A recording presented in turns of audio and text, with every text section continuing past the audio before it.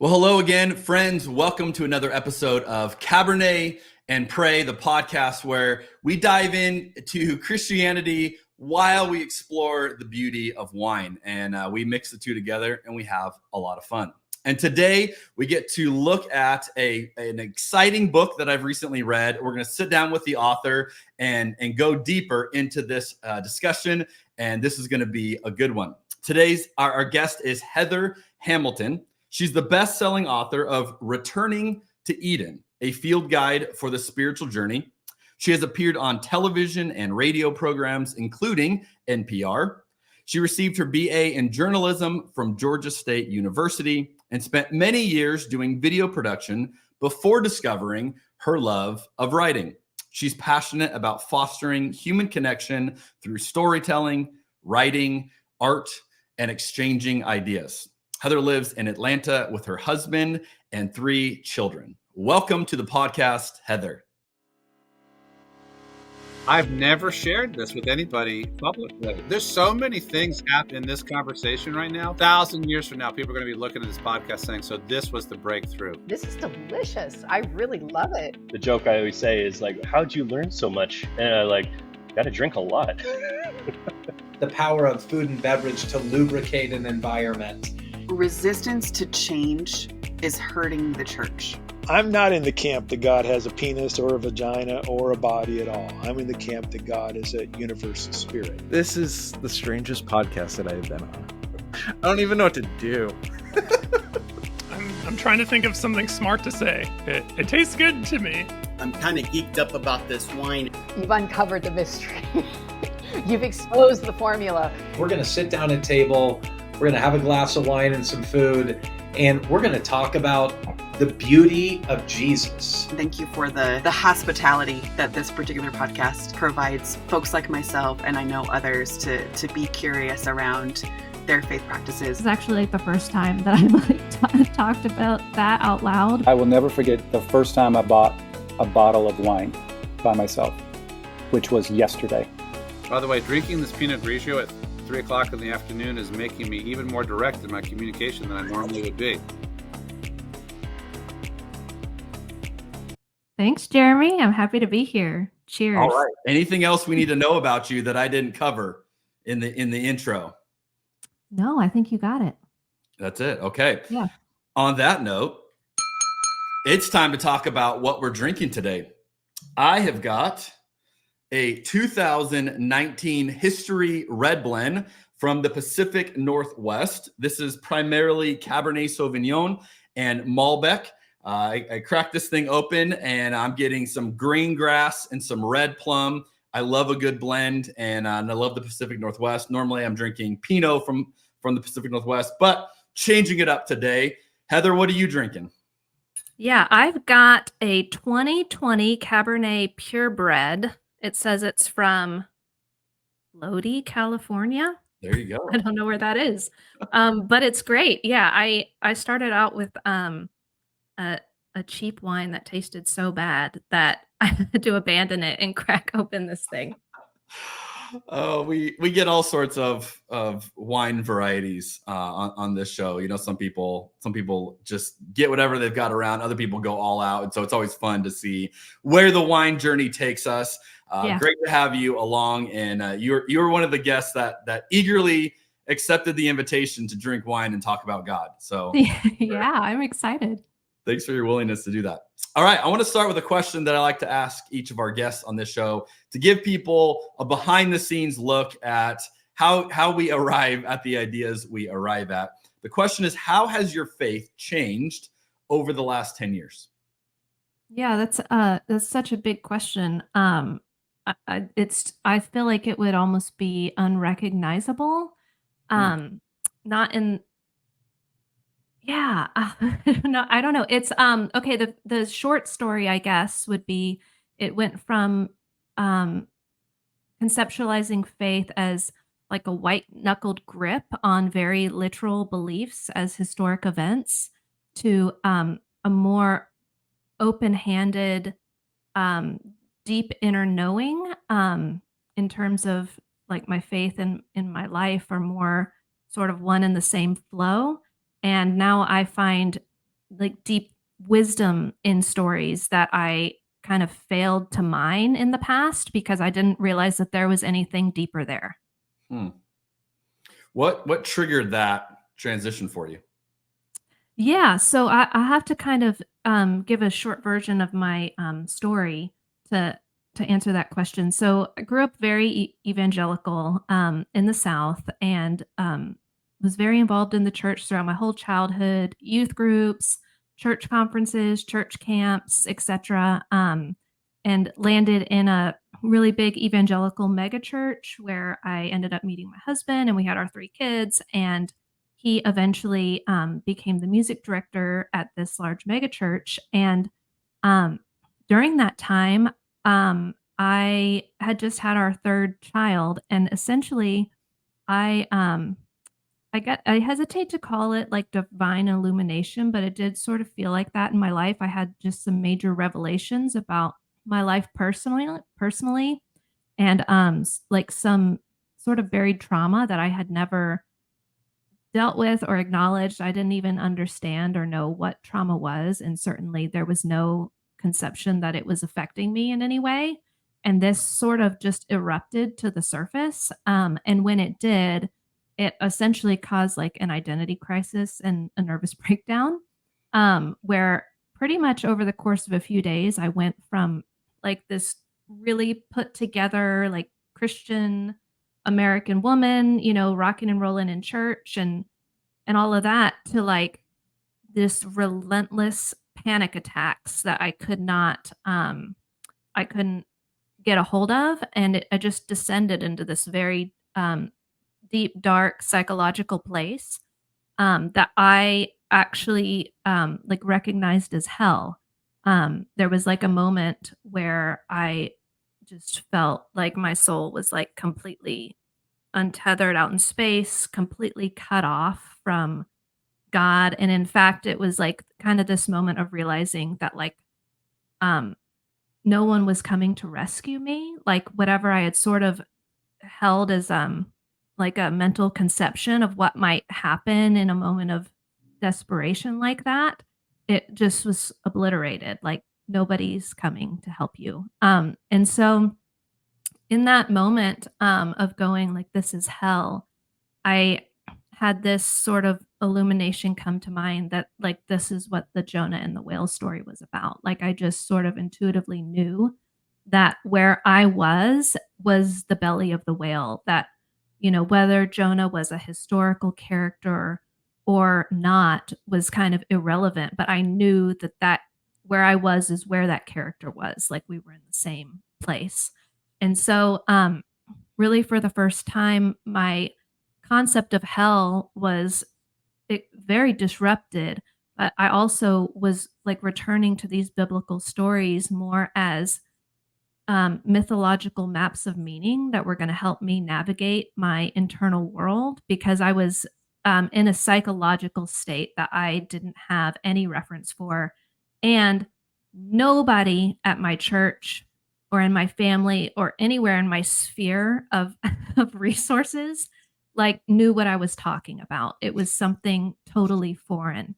So really kind of all I had was my own faith that how I was seeing these stories was essentially I was being like led to see them by God. Like I felt like, oh, I'm seeing this in a new way, and I sort of have to trust this process, even though no one around me is like is affirming this path that I'm walking, if that makes sense.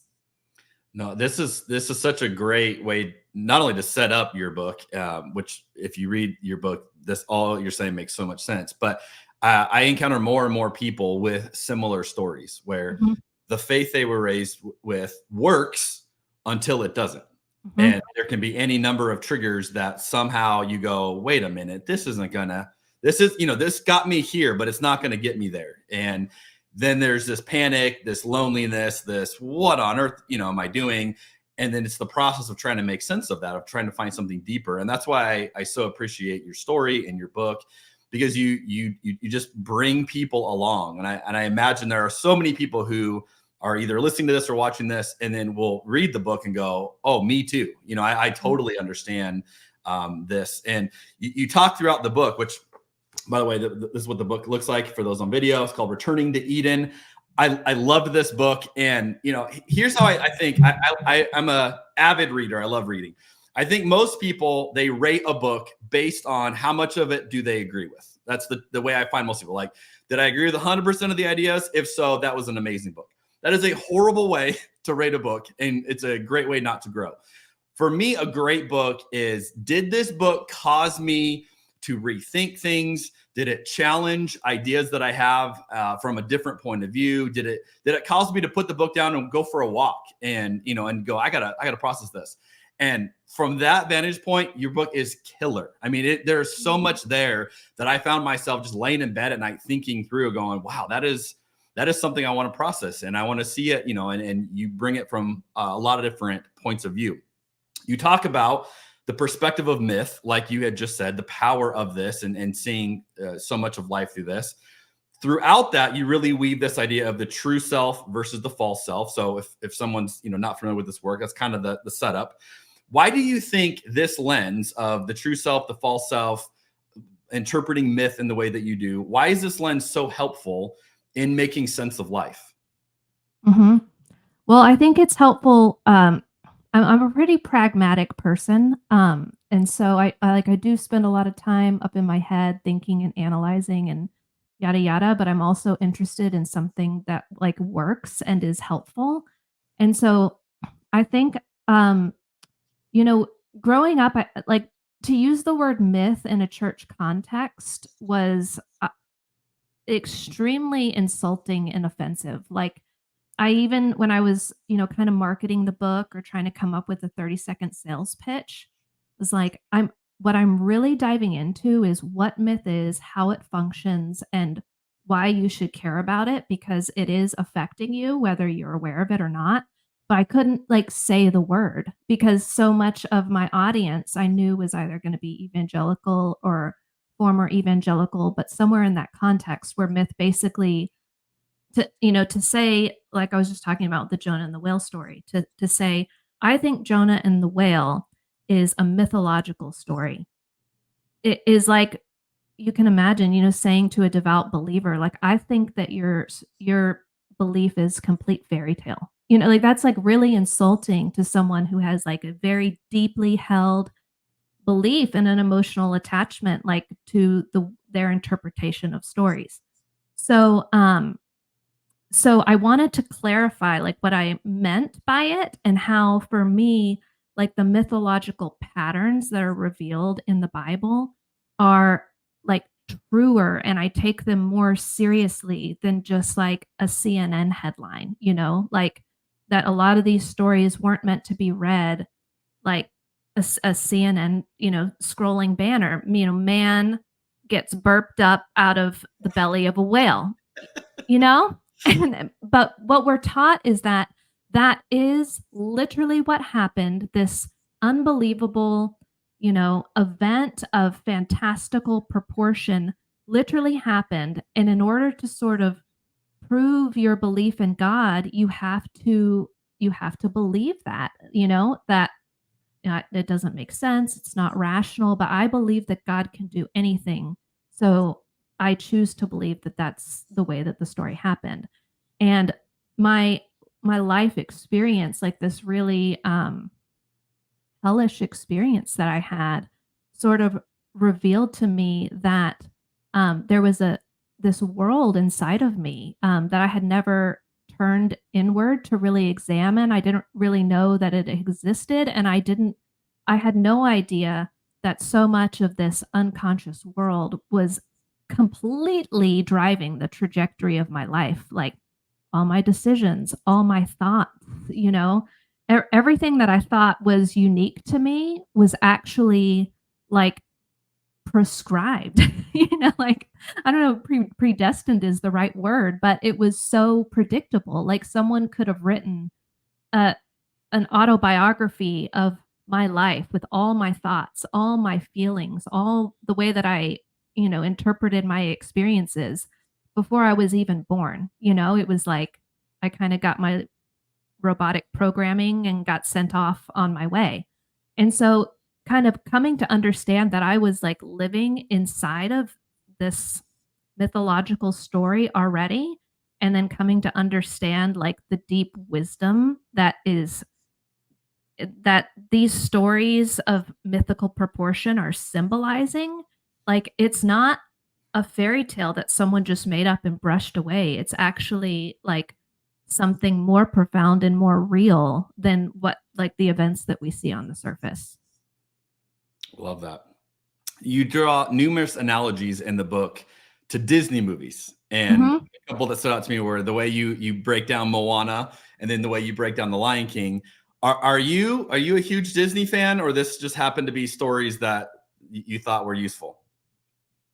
I wouldn't say that I'm a huge Disney fan. Like, we live in Georgia, and we certainly have some friends around us that are like, you know, Disney evangelists. I actually have a lot of friends that do the Travelmation thing and, know everything about Disney. And we've been down there once with our kids, and I actually felt like really overwhelmed by the whole thing.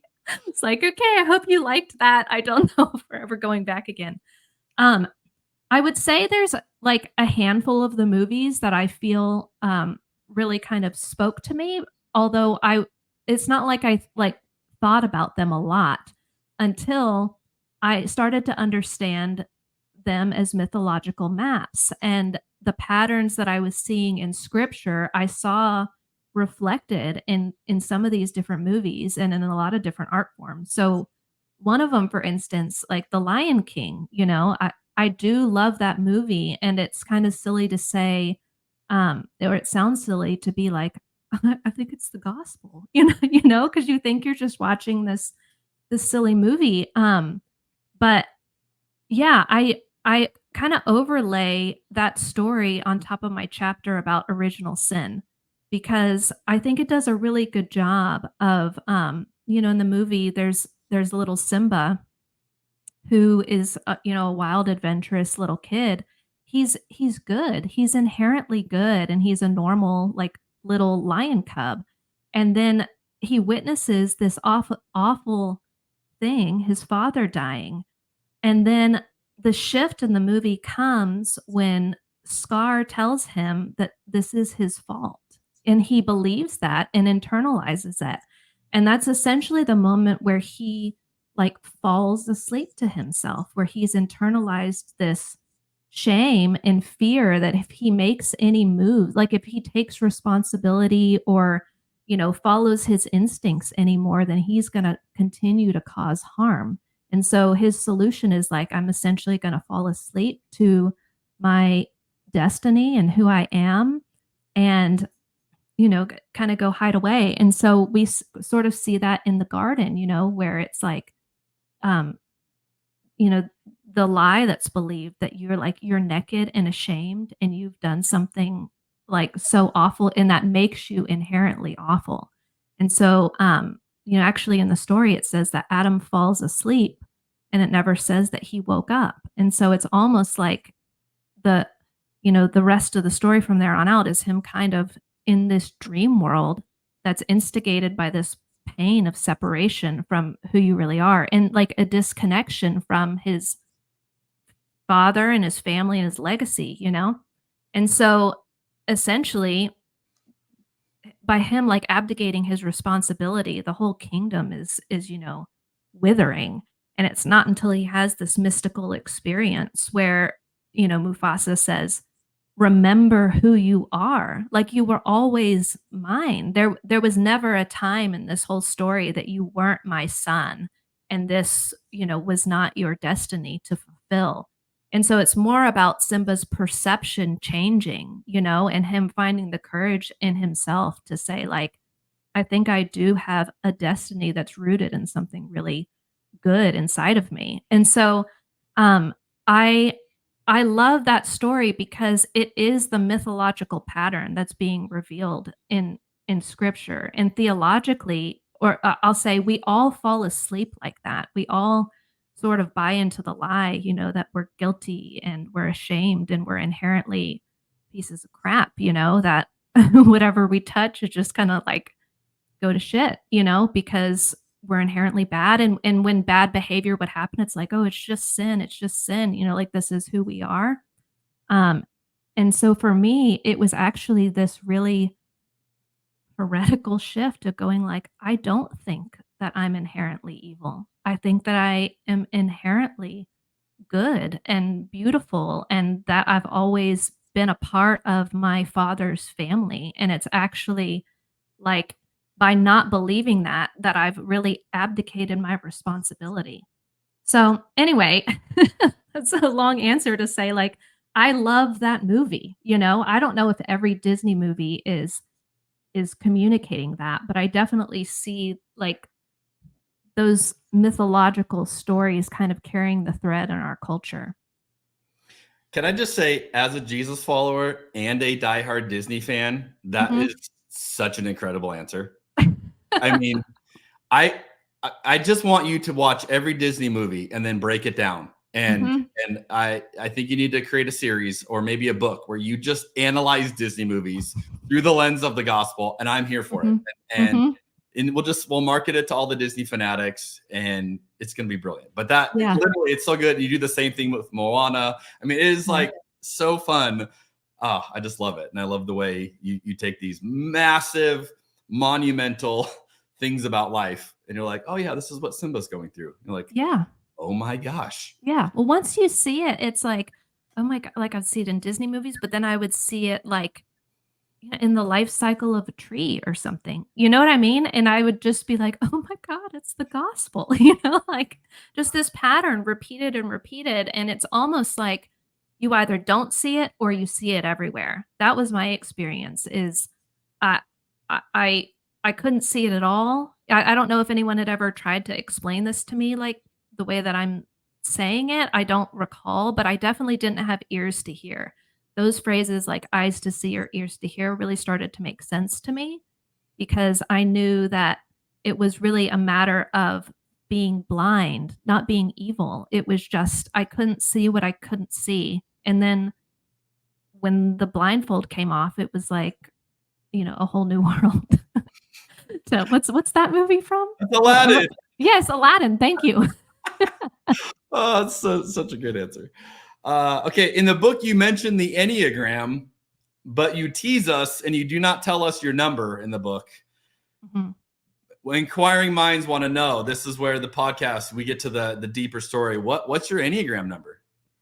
Yeah, well, I guess I'll set it up by saying that the reason why I mentioned the Enneagram, I kind of overlay it in this chapter about carrying your cross. And what I kind of try to drive home in the book is that faith doesn't have to be, as I mentioned, like a white-knuckled grip on these literal beliefs or historic things. And from a pragmatic point of view as well, like there's a lot of people now who it's just, trying to say like, in order to be a Christian, you have to believe in a literal 6-day creation. That's just going to be a non-starter for a lot of people. And I think it's completely beside the point. For me, looking at these stories mythologically inherently means that you're looking at them from a psychological perspective. What are these telling me about myself? What is this telling me about my personality or the story or the narrative that I'm living out unconsciously? Like I think that I'm the one making all these decisions, but really there's kind of a narrative track that's being played and I'm sort of just along for the ride. So that's how the stories became significant to me. I mentioned the Enneagram because I think to really awaken to this, for me, kind of awakening to the fact that I had sort of laid down my autonomy and my agency in my life in exchange for this sort of pre-programmed personality was a really devastating realization for me, and that, like with the Enneagram, I think if it is not really wrecking you, in terms of making you step back and go like, whoa, like who's running the show in my life? Then I don't think that you've really like discovered it. And so for me, the kind of the Enneagram and the carrying your cross thing or picking up your cross is to really look at yourself and understand, what am I motivated by? How much of my life is really just being run by my instinctual drives, like what I'm afraid of, what I feel like I need to consume for survival, sexual drives, or what are my social anxieties that kind of lead me to make decisions, am I offering to like offer my service to this church out of a really altruistic place, or is this like sort of a way to gain like social acceptance because I have, an instinctual need for social belonging? Not that either one of those are bad, but to kind of go, I'm giving my life energy to something, telling myself that, I'm doing this for God or whatever, only to kind of realize, oh, I think I'm doing all of this in order to like maintain safety within a tribe. Like that feels like a lot shittier reason, and to kind of go like, okay, that was why I was doing it. Have I ever taken the time to like turn inward and really tap into like what my life's desires are? What is my heart's desire, and to kind of sit in that silence long enough to let something really real come up and then try to live that out. All that to say, to answer your question, I'm an Enneagram 9, and kind of a caveat I'll put into that is, in the theory of the Enneagram, there's like 3 primary instincts: a self-preservation instinct, a social instinct, and a sexual instinct. And each person is usually dominant in one of those instincts. And whichever one your dominant one is actually the one that you're probably the most injured in, like that you have the most wounding around. So I'm a social 9, which basically means I can sort of walk into a room, and my whole body kind of feels like it picks up vibrations reflexively. So if I walk into a room and there's like, conflicting energy, happening over here between a few people, I'll sort of instinctually feel like someone's playing like a disharmonious note or something. It's like a symphony of vibrations is always playing in the energy. And if you can, sorry, I'm kind of rambling. Like if you're listening to a beautiful symphony and then someone just strikes a wrong note, you feel it in your body, like, ooh, that felt not right. So I'll feel those kind of things and then sort of adapt myself to try to smooth it out, to kind of create harmony or whatever, which is like a really useful skill to have, but kind of awakening to that's what I'm doing all the time, is I'm constantly adapting to the other instruments in the symphony, trying to like harmonize with all of them so that it sounds nice. I realized I don't know what my note is. I don't know what I'm supposed to be playing. And that was really a huge part of what I talk about in the book with the true self, and my own journey was going like, oh my God, if I play my note, the one that is, intuitive and beautiful to me, I know that it is going to disrupt this entire symphony. And that doing that is really difficult for my nervous system to tolerate. And so a lot of the spiritual journey has been working with my nervous system to go like, okay, I can help myself be at ease when all this disruption around me is happening. And I don't have to, bend and shape shift myself in order to, make everybody else here feel uncomfortable. And in fact, when I do play my note, sometimes people hear it and go like, ooh, that sounds beautiful and wonderful. Like, I'm going to come over here and harmonize with you. So anyways, that was a very long-winded answer to say that's an example of like the gift and also the sorrow and the wounding of the 9 is if you are a 9 and you don't know that about yourself, or you've misidentified as a wrong number or something, and that is in fact what you are doing throughout your whole life, you will get to the end of your life with this deep sorrow and regret that you did not live your life. You kind of simply adapted and shape-shifted and harmonized with everyone else. And it ended up being like this waste of your incarnation. So, which is like a really tragic thing. So yeah, that's the task of the 9 in life, is to sort of identify and figure out the true self and then bring it forth. Shout out to the 9s. Shout out to the 9s. They don't get enough credit. They're way more interesting and intriguing than I think the popular literature gives them credit for. My mother is a 9, so I am familiar. In the book, you include a picture that I absolutely loved, and this will be self-explanatory. You include a picture of an artwork called Christ in the Wine Press. This is obviously a perfect connection for a podcast called Cabernet and Pray. What can you tell us about this depiction of Jesus? Yeah, so I will hold it up for the viewers.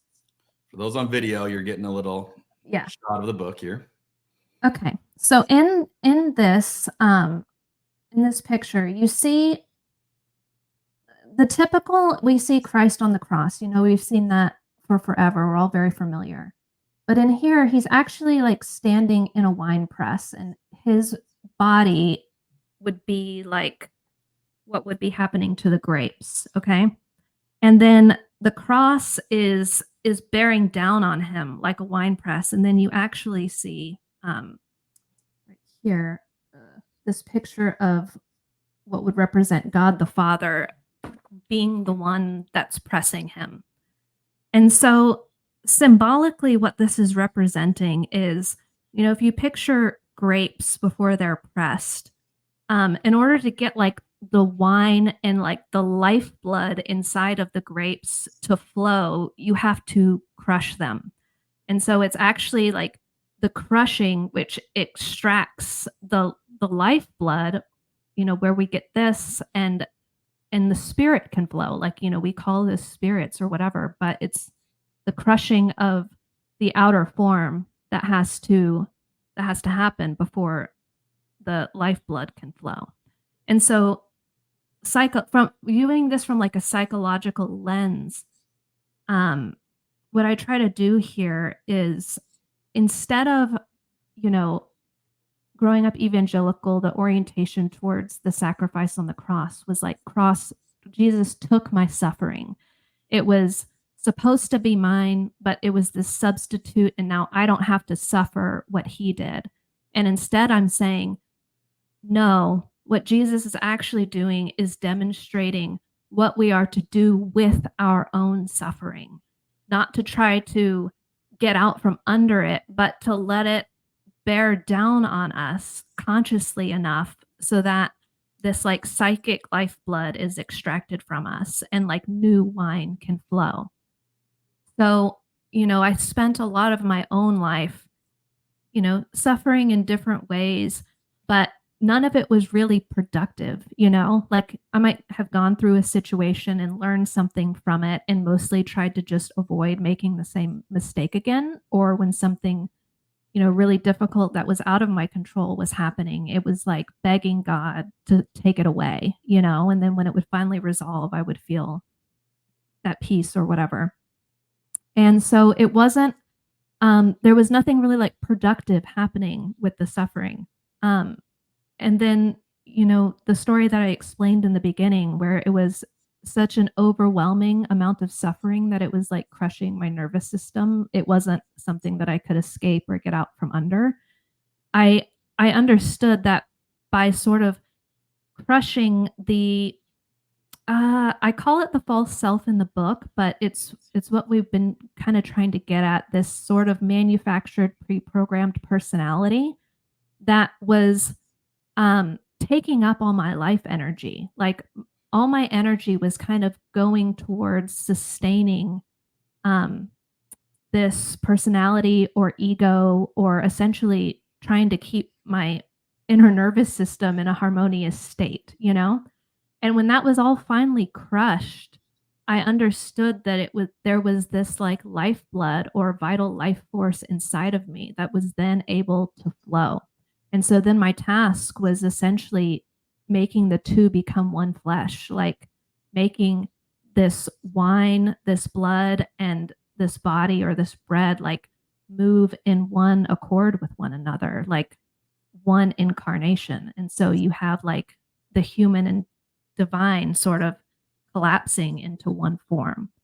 And so, yeah, I noticed that pictures like these, this was done in 1619, but the understanding of what Jesus was doing and what he represented on the cross was much more in line with something like this, as opposed to this avoidance of suffering or Jesus taking away your suffering, you know, that so that you wouldn't have to deal with it. Instead, it was like, oh yeah, you are going to be dealing with your own suffering, and I'm going to show you the way through. So the whole concept of like pick up your cross and follow me and all of that, when I started to look at it through a psychological perspective, I was like, this makes way more sense, you know?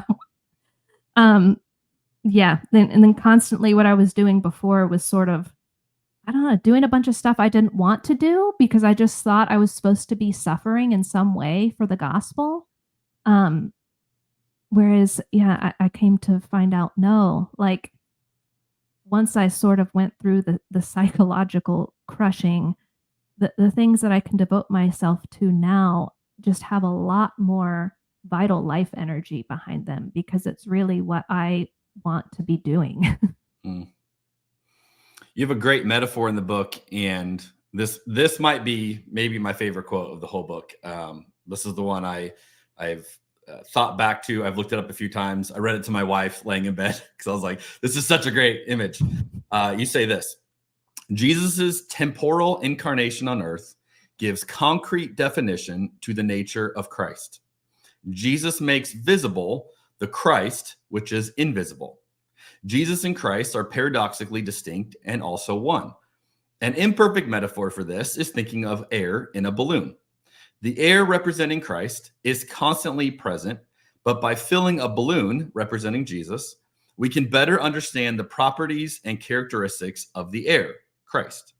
The balloon, Jesus, temporarily embodies the air, Christ, and through that embodiment, we realize that the air, Christ, has always been here and will continue to be. It reminds me, we had Thomas J. Ord on this podcast, and he said the line that I had in my head when I read this quote from you, is he said, you know, one of the great disservices we do at Christmas time is we talk about the incarnation as if it happened once and that was, you know, an anomaly. And what you're pointing out is so powerful. Why is this distinction so important? That's a good question. Do your listeners, if I talked about like Richard Rohr and the universal Christ, do you have any reference point for that yet? I did a whole episode on a Richard Rohr phrase that like moved me so much. It was just me on an episode.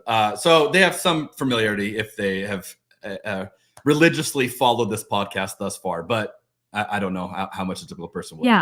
Yeah. So in the sort of in the mystical experience that I ended up having, which started with that very hellish experience and then kind of transitioned into a very heavenly experience. Something that was paradigm shifting was this sort of experience of Christ on the horizontal plane, like emanating from all of creation. I sort of my recognition of like divinity and Christ in Jesus, it like expanded to essentially everything. So, you know, the idea that Thomas Ord is talking about and what I'm trying to describe is Christ being like the animating spirit of all physical form. So it's like the spirit of God that is animating everything all around us. So from that perspective, like there's nowhere where you could go to not be in Christ, you know? saying that like in Christ we live and move and have our being, or to say like, Christ was present from the beginning. Like, what does that mean? What does it mean to say like 33-year-old Jesus, or or was it infant Jesus, or was it 8-year-old Jesus? Like he is in everything, like when you take that very literally, talking about a historical man, it doesn't exactly make sense to say like, what does it mean to say Christ is all and is in all, or Christ fills all things? In Ephesians, it says Christ fills all things. What does it mean to say like 33-year-old Jesus is like filling this wine cup right now? That doesn't make sense unless you understand Christ to be the animating spirit of God that's incarnate in all things. So like Richard Rohr would say, like the universe is God giving birth to God. So once you start to see that, it's like you understand that literally everything is like this physical manifestation of Christ. Now, Jesus, to go back to that metaphor about the air and the balloon, Jesus makes that reality, the reality that like is then, now, and forever, it makes it fully transparent so we can understand the reality that we're living in. So I love this little story from, I'll go back to this Disney movie. Have you seen Soul? I have not, actually. Oh my gosh. Okay, you gotta go watch it. I won't interrupt it for you, but there is this scene where the protagonist kind of has this experience, like we all do, where he's like, if I get to this point in my life, then I'm going to feel fulfilled. It's almost like we have this acute heavenly dream for our life here. Like when I get all these things, or I accomplish these goals, or I get to this certain point in my life. The piano player? Yes. Okay, Yeah. As you're talking, I'm like, wait a minute. I have seen it. Yeah, the jazz player. Well, he finally plays like his dream show with his dream artist, and he comes out and he's feeling like this disappointment, saying like, I thought that I would feel differently like once this was over, and instead I still feel the same way. And the artist that he's just played with tells this story about a fish swimming around in the ocean. And the fish swims up to this older fish and is like, excuse me, sir, I am looking for the ocean. Can you help me? And the older fish is like, you're in it. And the little fish goes like, oh no, this is the water. I'm looking for the ocean. And that is the blindness that we're talking about, is that when you start to understand Christ as filling all things, you understand like, oh no, heaven's not some destination that I'm going to arrive at in the future. I'm already in it right now. And so when Jesus says, the kingdom of God is within you, it becomes, heaven's not this place that we attain later. Heaven is a place from which we see everything else. And so you understand like, oh, it's not, I got to find Jesus or believe this certain doctrine or whatever. It's awakening to, you couldn't ever be separate. If you're a fish, you can never be separate from the ocean. You couldn't, it's the silliness of looking for the ocean when you're in the water. And so it's really becomes this shift in perspective where you start experiencing heaven and earth as one. Like that's the experience of kingdom life, it is all just one thing, which, opens the door to like, yes, that means the suffering and the ecstasies and the joys and the sorrows. Like it is all part of the one. And so, you include all of it. It all belongs, and there's nothing to resist anymore. And so it's not that we stop feeling pain, it's that we stop resisting pain. And so we don't inflict all this unnecessary suffering on ourselves. You tell the story in the book about getting an ear infection. And then you have this super interesting line. You say, I was praying in the wrong direction. What do you mean by that? Yeah, I meant that part of my hellish Jonah and the whale story was sort of this devastating realization that who or whatever I was praying to didn't exist. And before I freak everybody out, my new orientation became that by being sort of swallowed into the belly of the whale, this whole concept of rebirth made sense and came alive to me. It was like I was like sucked back into the womb of God to discover that it was the suffering I was feeling was more like being a child in utero, like being a child in its mother's belly, searching for its mother. Like, if you think about that, that would be so sad and tragic for a mother to be carrying a child and the child inside being convinced, like, where's my mother? Being convinced that it's separate from her or not a part of her, or it has to find her or try to get close to her. When in reality, it's like you and the mother are one. Like, the mother's nutrients is literally like what's flowing through your body and creating your body. Like, there is no separation from her.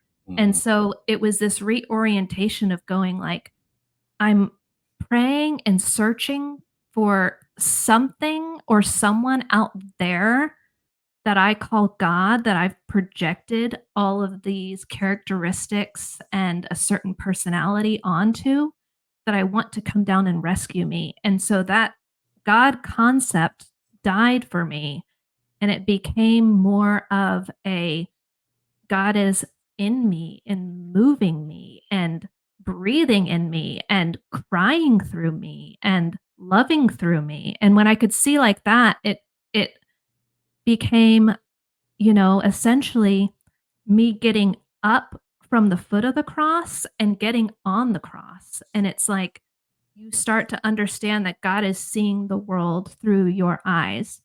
And so prayer for me became less asking and begging for something to change and more going like, how can I still myself enough to be with what is exactly as it is without resisting?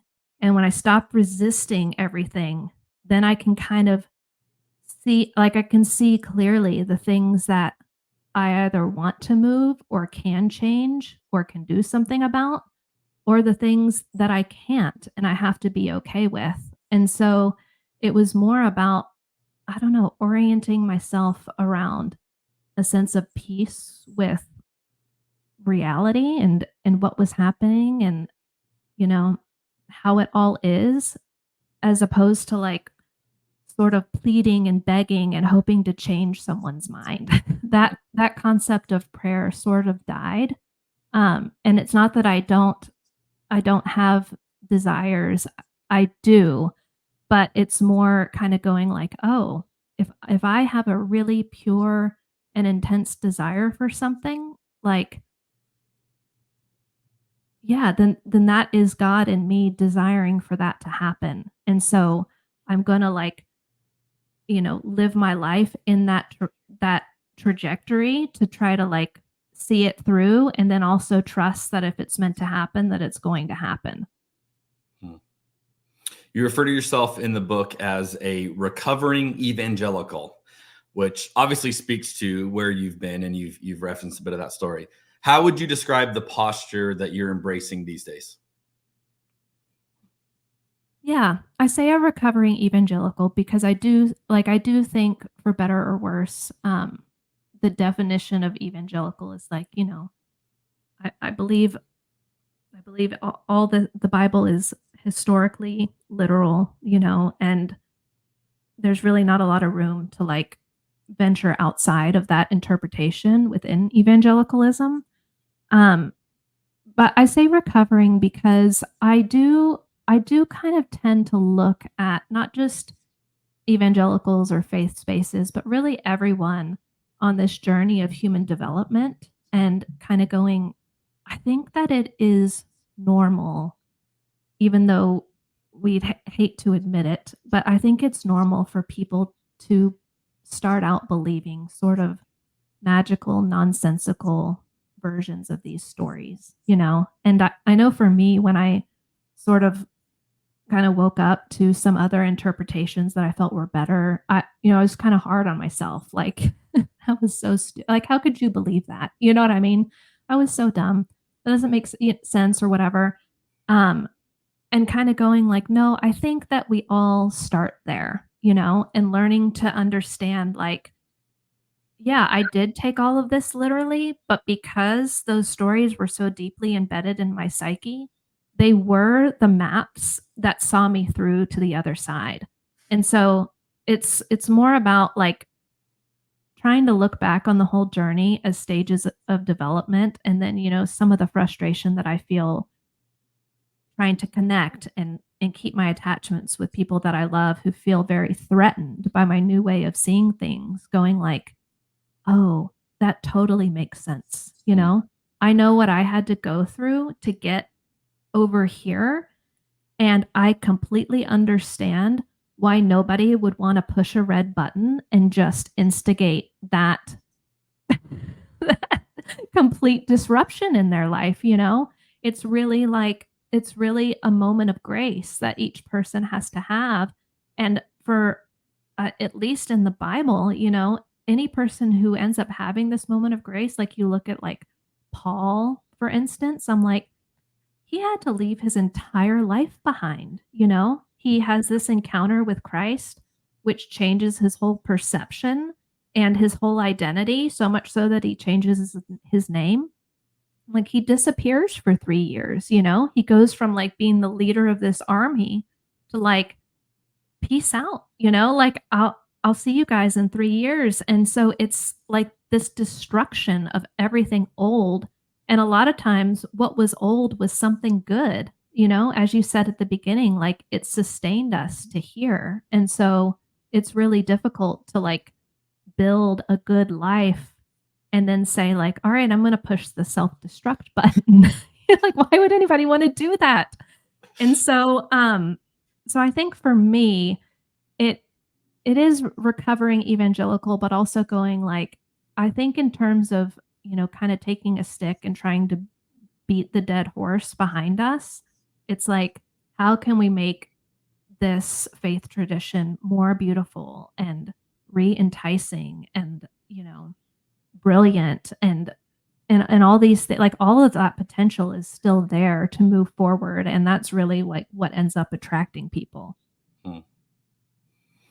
You have a quote in the book that I love doing these podcasts where I get to read the book, ask my own questions, and then save them because I know I actually get the chance to sit down with you. So there's 2 questions I had that I'm like reading your book going, I can't wait to ask you this because these are questions I walked away with.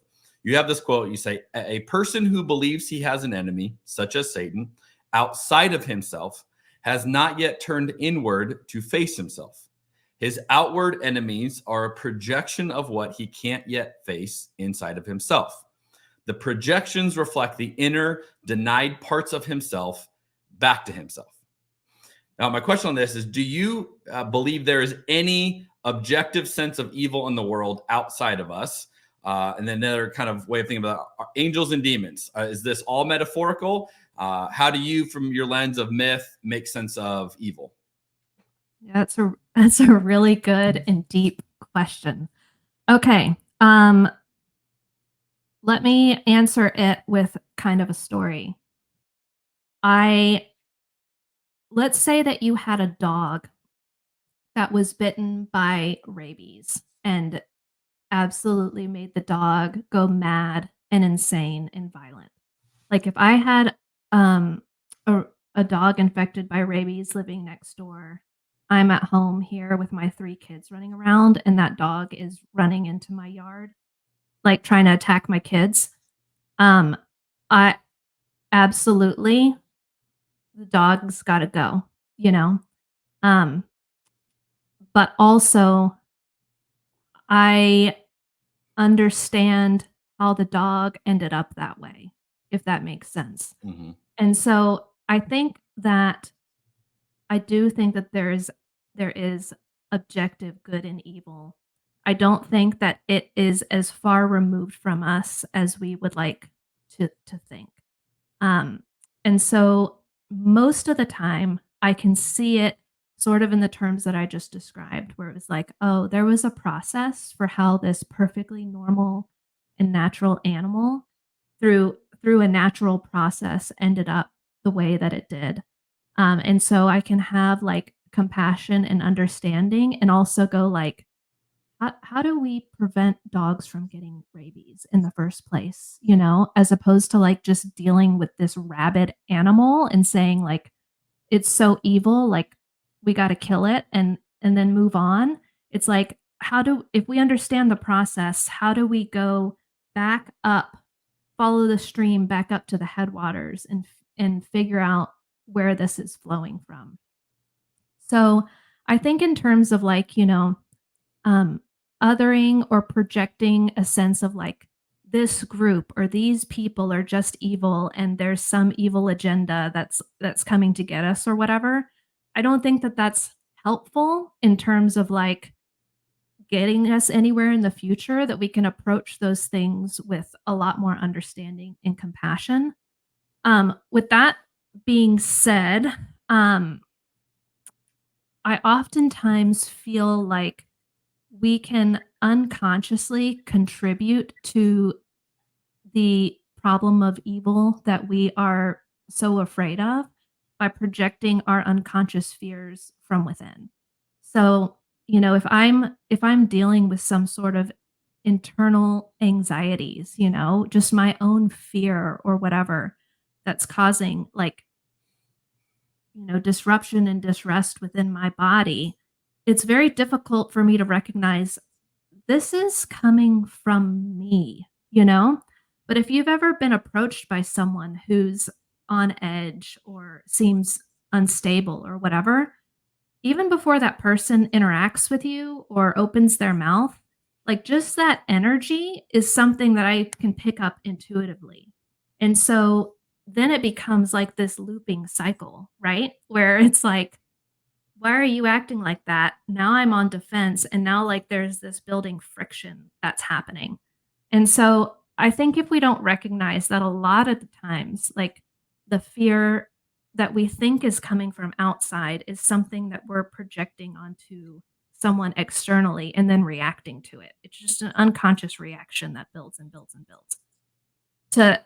To really like turn inward and go like, how can I deal with my own fears? Primarily, I think it mostly comes back to this fear of death, where especially as Christians, we don't deal with this because it's like, I said the prayer, so I'm going to heaven when I die, so I don't need to be afraid of death. And in reality, some of the people that I've seen just have like the most tragic, fearful, saddest time at the end of their life have been like deeply religious people who've never, taken enough pause to like look into the void and be like, okay, this is gonna end, And so they meet that moment with like a lot of fear and trepidation. And what we don't realize is like we kind of spend our whole lives trying to avoid that final moment of fear, So it's like, how do you kind of die before you die? How do you face that fear and look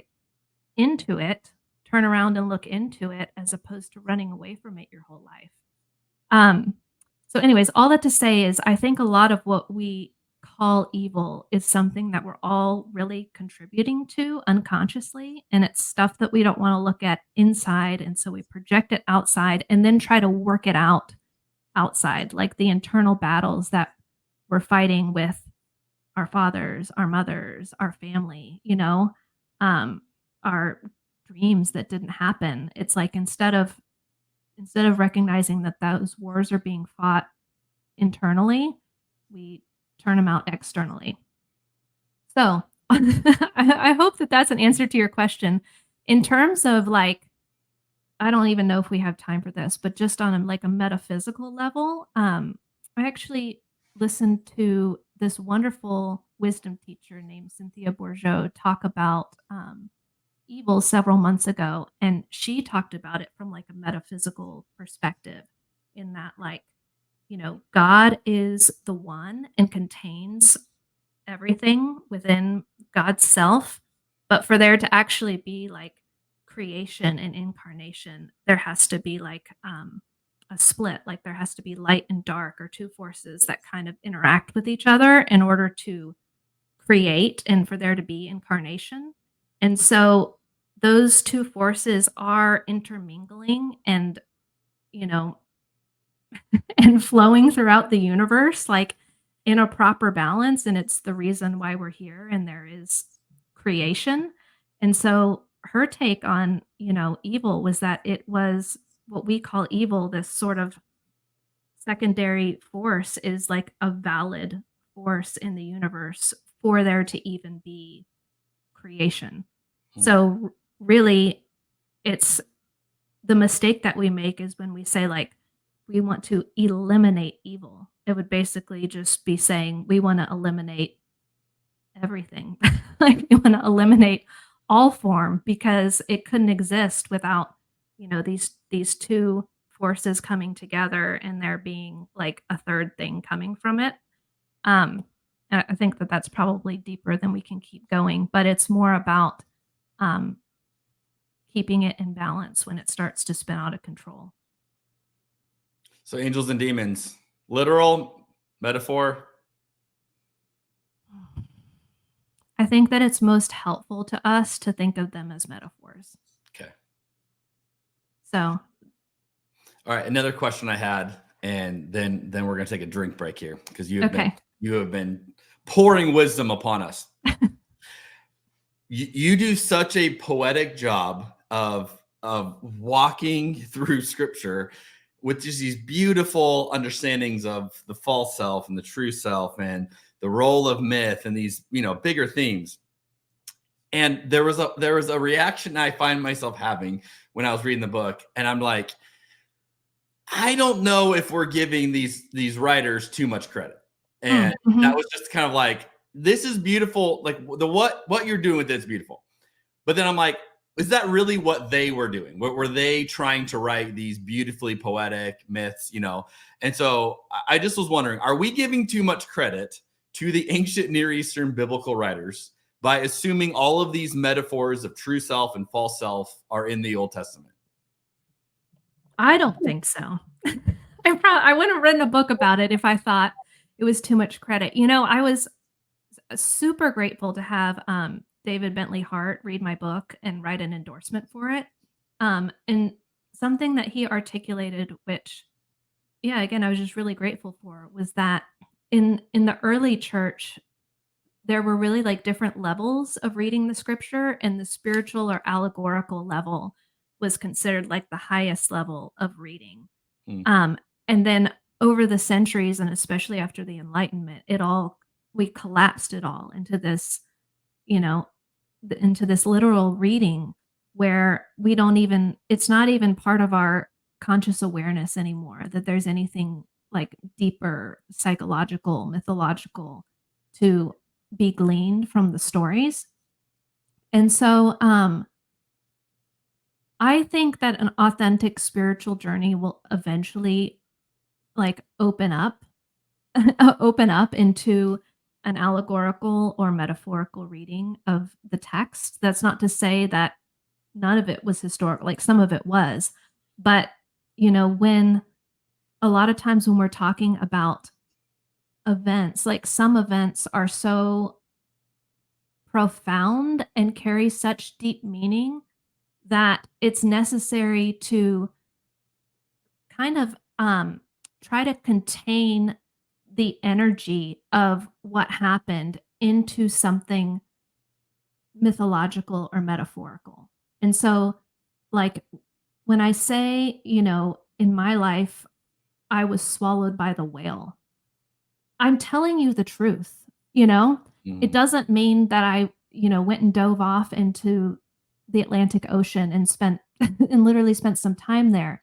But I'm trying to convey like the intensity and significance of this experience that I really don't have words for. And so it's these symbolic pictures that penetrate more deeply into our psyches, penetrate like into a place that's more real than we can get with just language, you know? Language really isn't adequate. And so that's the role of myths, is to kind of go beyond our language and into a deeper place in our psyches and our souls. It's beautiful. On that note, it's time for a drink break.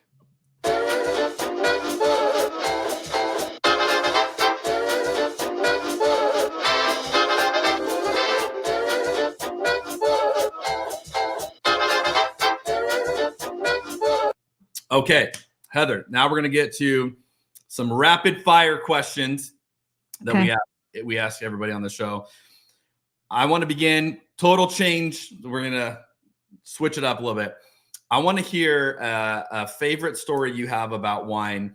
I love hearing those stories, those moments people go, man, this was it. This was when that was the best I've ever tasted wine, or everything aligned. Do you have a moment like that? Oh my gosh. Okay, I should have spent some more time with these rapid fire questions so I could answer more quickly.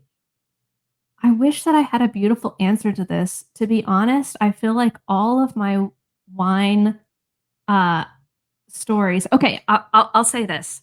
My introduction to drinking alcohol in college came off of super Christian, put together, never had a sip of alcohol until I went to college. And so my first introduction to alcohol was like hunch punch at a frat party. Okay. So when someone said, do you want to drink something? That meant, do you want to black out and get drunk? Like there was no scoop a cup out of this cooler. Yes. Yes. And it tasted so good that, it got the job done. So anyways, that was my introduction to drinking. And I do remember putting that aside, going like, this is not sustainable. I need to take a break from this. And then a few years later, discovering wine. And I won't say it's a moment, but I do remember I had this sort of eureka thought of going like, oh, I can just have a glass of wine and that can be it, And so it was this like reorientation towards like, I can appreciate this and savor it and, have it be a part of the experience as opposed to like a high-speed rail train to non-experience. We all have to start somewhere, right? Yes. And then that was your false self drinking. Yes. Yeah. Right. Or it was an attempt to escape from the false self. There you go. Yeah. I love it. What is something that's blowing your mind right now?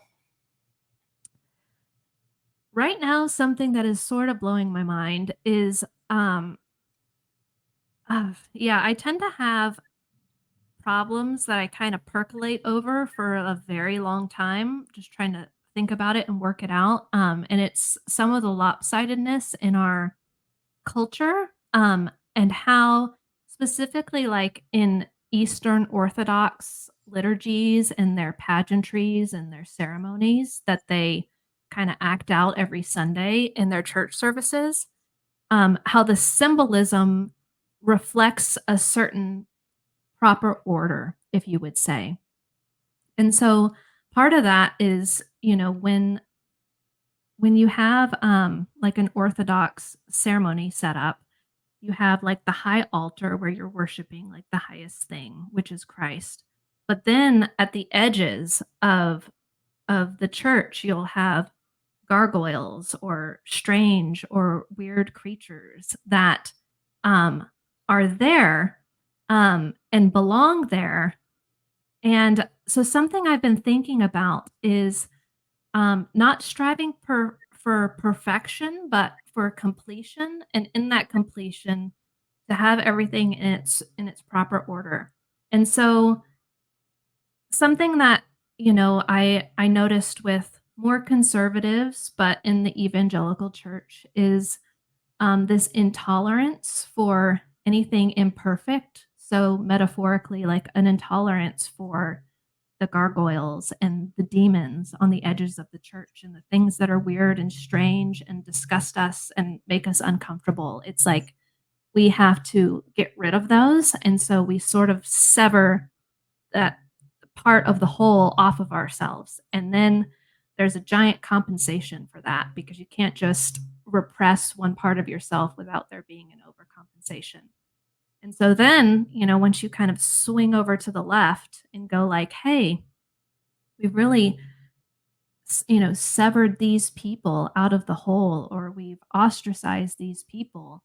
And there's a very heartfelt desire and an overflowing of compassion to bring like everybody into the fold, like everybody belongs, everyone is part of this. And, you don't have to change your identity and all that sort of thing. And I think I've been thinking about how that really pure and holy desire to bring it all into the whole, we've kind of taken some of what's on the edges, like our identities, which we all, if you get granular enough, we all have really quirky identities.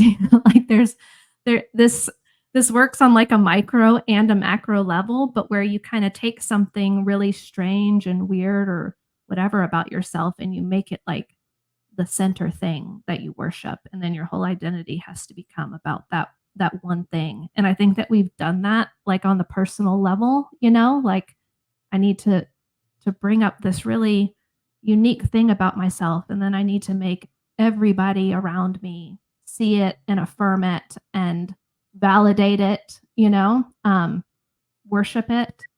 And so we do that like on an individual level, and then we've kind of done it on a societal level. And like when you put what's supposed to be along the edges on the highest altar, then like just the whole ground starts to disintegrate underneath you. And so I think that I kind of have seen that like in so many different spaces, just in kind of going like, oh wow. I think that in an effort to include everything in the whole, which is like a good and sacred and holy endeavor, we've missed the part about like proper order, and we're sort of all suffering for it.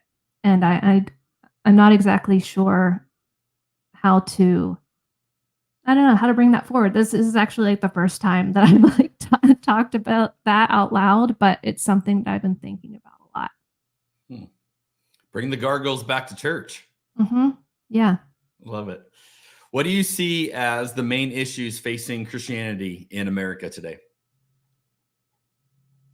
The main issues facing Christianity.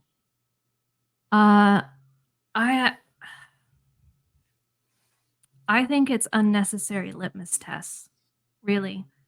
Like, I've struggled with this personally because like Christianity is my mother tongue. It's the language that I speak, it's the symbols and metaphors and stories that I use as like a portal to the transcendent. And I feel like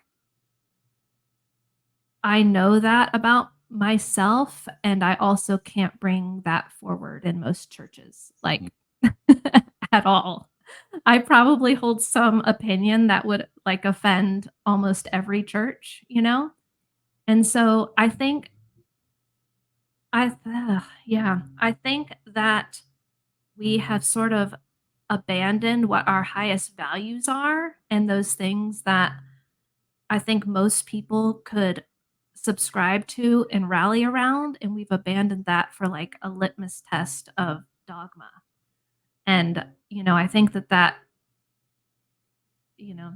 response, that kind of trying to make dogma really concrete and drill down on that, is natural when people feel like afraid or threatened or whatever. It's to kind of like hunker down and protect the tribe, which I understand.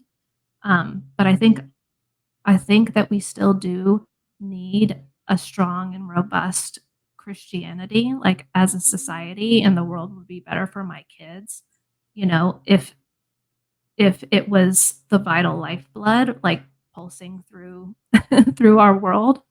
But I don't think that we're going to get there with litmus tests, as in terms of like who's in and who's out. And that kind of goes for conservative and progressive Christianity. Like I see that on both sides, So I think that the boundaries need to be a lot more porous. Nice. So kind of the practical aspect of that, what do you see as some of the issues facing the church in America, the way we do church? Mm-hmm. Yeah, I think on the conservative end, because I guess when we say we, it's like, there's so many different groups. On the conservative end, I would love to see more symbolism, more openness to, the different lenses through which we can view scripture, a little bit more like ritual and pageantry, because I think that this has already been in the church for thousands of years and was just stripped of anything that I experienced in my tradition. My tradition was basically 4 white walls. There was no like architectural beauty to anything there was nothing like therapeutic in the environment that was happening. Like none of my senses were engaged aside from just like my face being blasted off with music, and so there's like a lot that the evangelical or more conservative church can learn from like orthodoxy and all of that. In that, our understanding of the gospel isn't just like head knowledge. It has to be this bodily experience. And then on the progressive side, I've been to several like, Episcopal, Catholic, or Orthodox churches who kind of do put a high value on that beauty and the ritual of it, but sort of lack that evangelical fervor to say like, come be a part of this, And so it sort of ends up where, it's me in the back row with my kids and coloring books, trying to get them to like not kick the back of the pew and all this kind of thing. And we sort of end up being like the youngest ones in the church, And so you really can see the divorce of the two, and you can see like, oh, everything that you're lacking over here, they've got over here, and vice versa. And it would be like lovely for the two to come together and learn from one another, I have found the exact same thing. I 100% echo that. What's a problem you're trying to solve right now? Problem I'm trying to solve personally, what I just kind of fleshed out in terms of order, and again, what I just described, like with the two, I don't know, the two opposites that I see like in the different churches that I go to is how to kind of create that for my kids.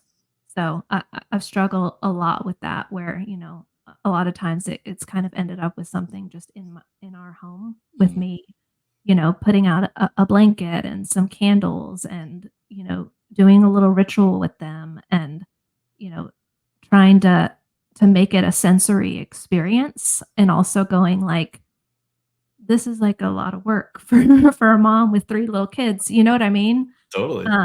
Yeah. And so I know this about myself, that I can kind of be an idealist, and that I'm not going to find somewhere that's just like nailing it in the way that I think it should go all the time. But I really I haven't seen a lot that feels like accessible to me as a mom with 3 little kids, even just like, the places that I feel most enriched or I feel are most therapeutic or whatever can sometimes be like a logistical nightmare for me to try to get to with the 3 kids. And so it's kind of going like, oh man, there's been this influx of wisdom for me, but how do I set my kids up in a way that feels healthy, and like I'm not depriving them from some of the enrichment that I got as a kid, even though it came with a lot of baggage. Right. What's something you're excited about right now? what I am excited about is probably also what I am sort of most scared about is, societally, I think we've reached sort of a critical mass in terms of, everyone's on their individual journeys, but on the whole, as a society, it's like, a lot of this pointing fingers and blame and trying to go back and undo and unravel all that was done is not working, and I think that we're kind of at a place where we can put our heads in the sand and try to keep going in that direction. And I don't like what I think about when I think about going in that direction. Or we can kind of say like, this isn't working, and that would pave the way for something, for a rebuild, and so I'm excited about, the potential of kind of hitting a brick wall societally in terms of like our division and all that. And, in terms of leaders who have, kind of taken a step back and done their work and feel like, I'm ready to step back and lead with like some healthy and new vitality in me now. It's like, all right, I'm ready for some new leaders to rise up and like try to put some new lifeblood into the withering kingdom, I think that a lot of people would be receptive to that at this point. So I feel hopeful about that. I think that that's the pattern of things, is when the kingdom starts to wither and you have, the knights that have to go out and slay the dragon and capture the fire and then bring that back and restore the kingdom. Like that's the pattern of things. So I think we're at the point where we're kind of waiting for people to say like, okay, I might not have this perfect. I might not have this all figured out, but like, I think I've captured enough wisdom here that I'm ready to like, re-enter some of these spaces that we left and like, and replenish the kingdom, so to speak, That's beautiful. Is there anything else you'd like to add that we didn't get to, or I didn't ask you about? We covered a lot of ground, Jeremy. You have an incredible ability to take a very simple question and give a very profound answer to it. So this was a very easy podcast interview. I'm glad. I'm going to tell that to my husband because he tries to ask me a simple question and then gets like stranded for 30 minutes. Right. Like it may not be as appreciated in that environment. On a podcast, though, it's you want people to dive into things, and you go for it. I appreciate it. Yeah. Well, thanks for having me. No, we're good. Thanks for reading the book and for thinking of such thoughtful questions. I appreciate it. Okay, so if people want to check out what you're doing, you've got the website returningtoeden.com. Is that the best place? Where else can they check this out? Yeah, returningtoeden.com. You can find my books there. My social media channels are Heather Hamilton 1 on Instagram or Heather Hamilton Author on Facebook. And then also on my website, I write a monthly newsletter called Unorthodox that you can sign up for. And when you sign up, you can actually read the introduction to Returning to Eden for free. So that's there. Little bonus perk for you there. Yeah. Well, hey, Heather, I just want to thank you for taking the time to sit down today. Hearing all that you are bringing out and putting into the world, especially as a 9, I have immense respect for you because I know a lot of what you're sharing has to be very vulnerable and has to come with a sense of, oh no, like you said, most churches would have a reaction to something, and yet you're doing this work. You're giving the rest of us a chance to wrap our minds around this, to envision Jesus in new ways. And so I applaud that work. And I just want to say thank you for all that you're doing. We really appreciate it. Thanks, Jeremy. All right, everybody.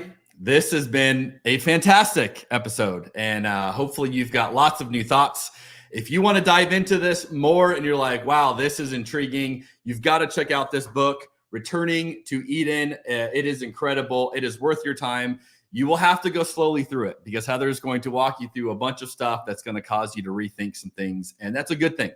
And so I want to encourage you to do that. Thanks, as always, for listening or watching or however you're joining us, and passing these on to other people that you think would benefit from these conversations as well. We'll see you all next time.